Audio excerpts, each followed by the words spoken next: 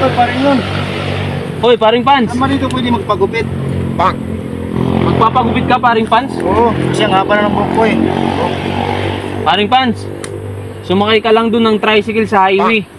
Tapos, magtanong ka lang kung nasaan yung barbershop. Okay, sige, salamat ha. Sige, paring Pans.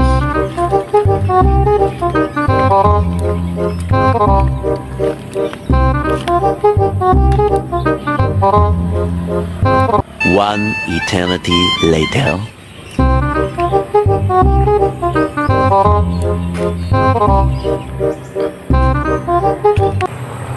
Oh, paring Pans, ba't ka bumalik?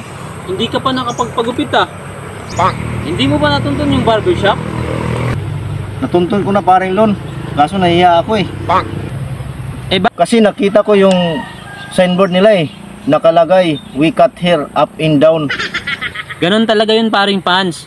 Kasi, dalawang palapag yung barbershop nila. Ibig sabihin nun, pwede kang magpagupit sa taas at pwede din sa baba. Ah, ganun ba? Akala ko kasi, ibig sabihin, ginugupitan sa taas, pati na rin sa baba.